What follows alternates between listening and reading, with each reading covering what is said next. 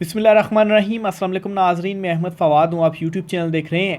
नाज़रीन, आज तारीख़ है 30 नवंबर और दिन है हफ्ते का। कुछ अहम तफ़सीलात हैं आज की व्लॉग में आपके साथ शेयर करूँगा। पहला तो ये जी कि डी चौक जो कुछ हुआ इसका नोटिस ले लिया गया है यूएन की जानिब से, और इस नोटिस के बाद अमेरिका की तरफ से भी इमरान खान साहब की रिहाई के लिए एक बड़ा तगड़ा जो रद्द अमल है वो सामने आया है। ओवरसीज़ कम्यूनिटी और जुल्फ़ी बुखारी बहुत ज़्यादा एक्टिव हैं और इमरान खान साहब की रिहाई के लिए भी भरपूर जो ज़ोर हैं वो लगा रहे हैं। और डी चौक में जो कुछ हुआ इस मामले पर भी भरपूर जो आवाज़ है वो उठाई जा रही है।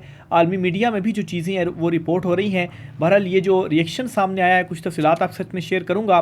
शहबाज शरीफ की इस वक्त नींदें उड़ी हुई हैं क्योंकि शहबाज शरीफ के गिर्द जो घेरा है वो तंग कर दिया गया है, जो शिकंजा है वो तंग कर दिया गया है। जो दावे किए जा रहे थे कि गोली चली ही नहीं, अब आहिस्ता आहिस्ता जो चीज़ें हैं वो सामने आने लग पड़ी हैं और सैकड़ों लोगों को गोलियां मारी गई। हो सकता है कि ये तादाद हज़ारों तक भी चली जाए, क्योंकि ये वो तादाद आपके सामने मैं रखने जा रहा हूँ जो कि रिपोर्टेड है। बहुत सारे तो ऐसे हैं ना कि जिनका मालूम ही नहीं है। आखिर में जी इमरान खान साहब इस वक्त GHQ की कैद में हैं, ये बड़ा दावा भी सामने आया है। दूसरी तरफ इमरान खान साहब से मुलाकात भी नहीं करने दी जा रही है अडयाला जेल में। ये माजरा क्या है, इस पर भी कुछ तफसीलात हैं वो भी आपके साथ में शेयर करूंगा। आगे बढ़ने से पहले अगर आपने चैनल को सब्सक्राइब नहीं किया तो आपसे गुजारिश है कि चैनल को सब्सक्राइब कर लें। वीडियो अच्छी लगे तो इसे लाइक कीजिएगा और शेयर भी ज़रूर कीजिएगा। सबसे पहले तो जी आपको बताता चलूँ कि शहबाज शरीफ के गिर्द और मोहसिन नकवी के गिर्द जो शिकंजा है वो मज़ीद तंग होता जा रहा है। जो कुछ डी चौक में किया गया उस वक्त तो छुपाने की कोशिश की गई, इवन के बयानात दिए गए और मजाक उड़ाया गया कि देखें जी ये लोग भाग गए हैं। स्ट्रेट फायरिंग करने के बाद वो लोग वापस नहीं जाएंगे तो और वो क्या करेंगे। आप किसी मिलिट्री को सामने खड़ा कर दें, स्ट्रेट फायरिंग की जाए तो वो वहाँ पर नहीं रुक पाएंगे। बहरहाल जी बयानिया बनाने की कोशिश की गई कि भाई कोई फायरिंग हुई ही नहीं और कोई हलाकतें नहीं हुई या कोई शहादतें नहीं हुई, कोई ज़ख्मी नहीं हुआ। पहले तो BBC की रिपोर्ट सामने आई, इंटरनेशनल मीडिया की। उस रिपोर्ट ने जो थरथरी है वो मचाई और वैसे भी इंटरनेशनल मीडिया रिपोर्ट कर रहा है चीज़ों को। अब जी इंडिपेंडेंट न्यूज़, इंडिपेंडेंट उर्दू की एक जो स्टोरी है वो सामने आई है और इस इंडिपेंडेंट उर्दू की स्टोरी के मुताबिक जो इस्लामाबाद में एहतजाज के दौरान जान से जाने वाले अफराद की तादाद 10 है, जबकि गोलियां लगने से ज़ख्मी होने वाले तकरीबन 110 अफराद हस्पतालों में लाए गए हैं। जबकि पाकिस्तान तहरीक इंसाफ ने 12 कारकुनों के शहीद होने का जो तस्दीक है वो की है। अब जी राना सनाउल्लाह ये कह रहे थे ना कि PTI जो तादाद बता रही है वो बहुत ज़्यादा है, यानी कि उन्होंने एक्सेप्ट किया कि शहादतें हुई हैं लेकिन वो शहादतें कम हैं। और अब जी ये जो खाली तादाद है ज़ख्मियों की जो हस्पतालों में मौजूद है ये है 110। इस्लामाबाद के अस्पतालों में जो लोग मौजूद हैं उनकी तादाद है 110। अब जो BBC की रिपोर्ट थी उन्होंने पोली क्लिनिक का जिक्र किया था और उस वक्त 45 से 55 का फिगर आया था जी कि सर्जरीज़ जो हैं वो की गई हैं। अब ये फिगर कहाँ पर जा रहा है, 110 तक जा रहा है। और ये भी आपको बताऊं कि जो सिक्योरिटी एहलकार हैं वो पिम्स और पोली क्लिनिक के वार्ड्स के बाहर खड़े हुए हैं। मतलब उनका अभी वहाँ पर क्या काम, और 24 घंटे वहाँ पर खड़े हुए हैं। वो इसी वजह से खड़े हुए हैं कि ये जो कुछ किया है डी चौक में, जो कुछ किया गया है, ये जो लाशें गिराई गई हैं इससे मुतलिक चीज़ें सामने ना आ पाई। इवन के मतीउल्लाह जान साहब को भी जो है वो उठाया गया। बहरहाल जी PTI ने तो 278 का जो है वो बताया कि जो शहादतें हैं वो हुई हैं और कोई 1900 के करीब ज़ख्मियों की जो तादाद है वो बताई है। अच्छा देखें, 110 अफराद अगर हस्पतालों में और स्ट्रेट फायरिंग की गई तो जाहिर सी बात है उस वक्त वहाँ पर चंद 100 लोग मौजूद नहीं थे। जब ये फायरिंग की गई वहाँ पर हज़ारों लोग मौजूद थे और 2-3 घंटे अगर फायरिंग हुई है ना तो उसके बाद ये तो वो लोग हैं जी कि जो हस्पतालों में आपको मिल गए। बहुत सारे तो ऐसे लोग हैं कि जो हस्पतालों में गई ही नहीं या जिनको अरेस्ट जो है वो कर लिया गया। तो ये तादाद आहिस्ता आहिस्ता सामने आएगी। और ये जो PTI क्लेम कर रही है ये यूं ही नहीं कर रही, सिर्फ PTI नहीं बल्कि कुछ ऐनी शाहिदीन है जिस तरह की वो अपने साथ जो हालत थी उस दिन डी चौक की, जो क़यामत खेज़ मंज़र था वो जो बता रहे हैं। तो ये आहिस्ता आहिस्ता करके चीज़ें सामने आएंगी। अभी जो इंडिपेंडेंट उर्दू है अब इसकी भी स्टोरी आ गई है, 110 अफराद ज़ख्मी हुए हैं। और ये बहुत इंपॉर्टेंट है जी, बाकायदा तौर पर लफ्ज़ इस्तेमाल किया गया कि गोलियां लगने से ये लोग ज़ख्मी हुए हैं। तो एक चीज़ तो कन्फर्म हो गई, गोलियां चली, और इसको ख़ुद अब राना सनाउल्लाह हुकूमत की है ना, वो उन्होंने कन्फर्म किया। मोहसिन नकवी जो है वो कहते हैं जी कि कोई गोली चली ही नहीं है। अब देखें जी इनकी जो हालत है, और दूसरी तरफ जो दूसरे वज़ीर हैं वो मजाक उड़ा रहे हैं।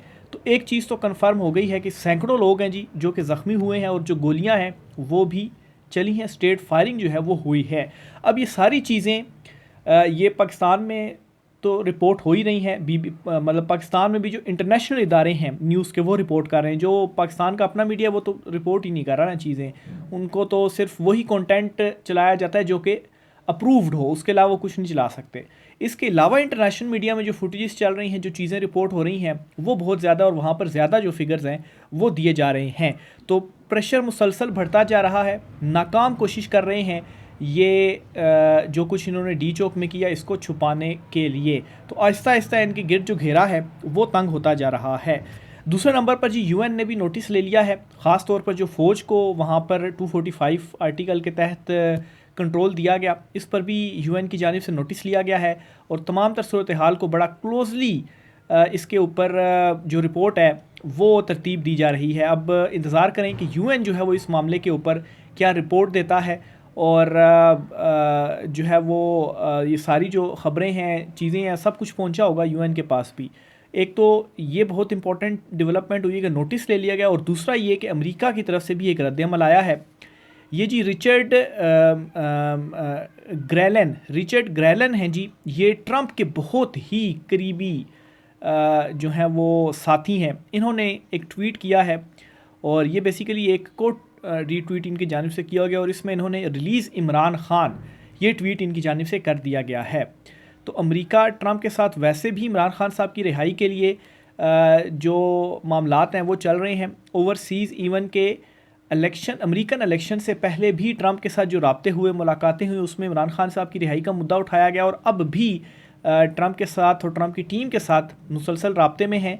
और आतिफ़ खान साहब ये दावा कर रहे हैं कि हफ़्ता 10 दिनों के अंदर आप ये देखेंगे कि हमारी बाकायदा तौर पर जो मुलाकातें हैं वो भी होंगी। तो रिलीज़ इमरान ख़ान ये जो ट्वीट है वो कर दिया गया है, और इस ट्वीट और इंटरनेशनल इदारों के नोटिस और इंटरनेशनल मीडिया की रिपोर्टिंग के मुताबिक इस वक्त जो प्रेशर है, जो दबाव है, वो मुसलसल बढ़ता जा रहा है। लेकिन यहाँ पर इनको अपनी जान के लाले पड़े हुए हैं कि अगर इमरान ख़ान रिहा हो जाता है और कोई हमें गारंटी नहीं देता, तो फिर उसके बाद हमारा क्या होगा, हम सारे तो लटके जाएंगे। जो इमरान ख़ान साहब के ऊपर इस वक्त सख्तियाँ हो रही हैं, 25-26 तारीख के बाद इमरान ख़ान साहब से मुलाकात नहीं करने दी गई, किसी को भी मुलाकात नहीं करने दी गई। और अब दो मुख्तलिफ जो दावे हैं वो सामने आए हैं। एक तो इमरान रियाज ख़ान साहब की जानिब से दावा आया जी कि इनको बहुत जल्द इमरान ख़ान साहब को अडयाला से शिफ्ट कर दिया जाएगा, कहीं और शिफ्ट किया जाएगा, या तो किसी और जेल में किया जाएगा, या अगर मिलिट्री हिरासत में, जिसका ख़दशा काफ़ी टाइम से उस खदशे का इज़हार किया जा रहा था जी कि मिलिट्री ट्रायल इमरान ख़ान साहब का होगा। इमरान ख़ान साहब भी कहते रहे जी कि मुझे डरा रहे हैं कि मिलिट्री ट्रायल होगा, और मैंने इनसे कहा है कि जो करना है वो कर लो। तो या तो ये मिलिट्री कस्टडी में चले जाएंगे, और दूसरा कासिम सूरी पीटीए के अहम रहनुमा है, वो ये कह रहे हैं कि ये इस वक्त GHQ में कैद हैं। ये दो मुख्तलिफ जो दावे हैं वो सामने आए हैं।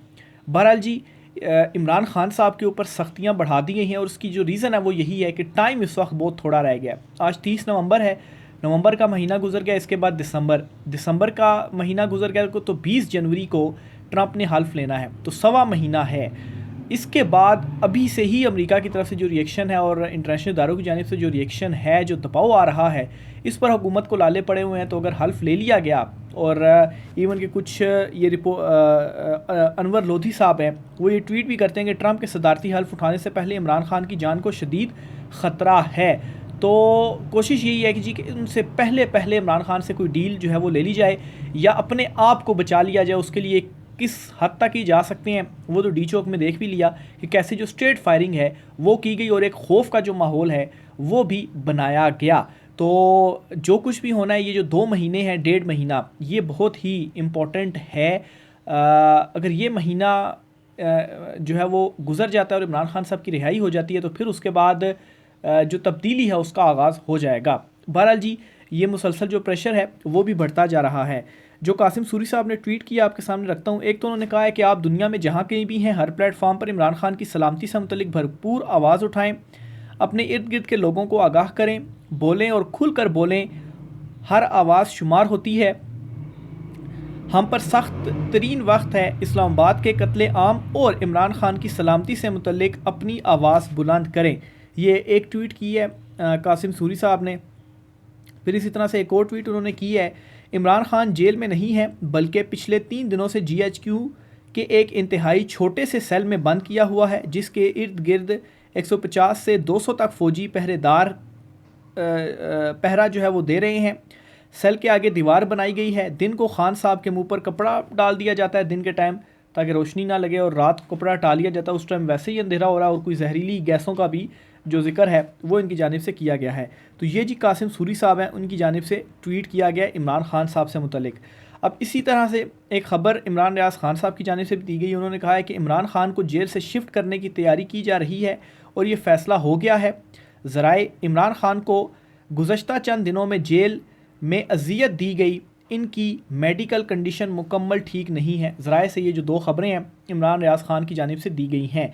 अच्छा, GHQ शिफ्ट में कैद किया गया है या नहीं किया गया, जो कासिम सूरी की जानिब से कहा गया, एक चीज़ तो कन्फर्म होगी कि अडयाला नहीं रखा जाएगा। अब अडयाला से कहीं और इमरान खान साहब को ले जाया जाएगा। अब कहीं और कहाँ ले जाया जाएगा? जो इंपॉर्टेंट मेन केसेस थे इमरान खान के ऊपर, उसमें तो इमरान खान साहब गिरफ़्तार अब नहीं हैं। एक तो 9 मई से मुतल्लिक ही केसेस हैं, तो इस चीज़ के ज़्यादा वो हैं चांसेस हैं कि मिलिट्री हिरासत में इमरान खान साहब को अगर कहीं और शिफ्ट किया गया तो मिलिट्री हिरासत में इमरान खान साहब होंगे।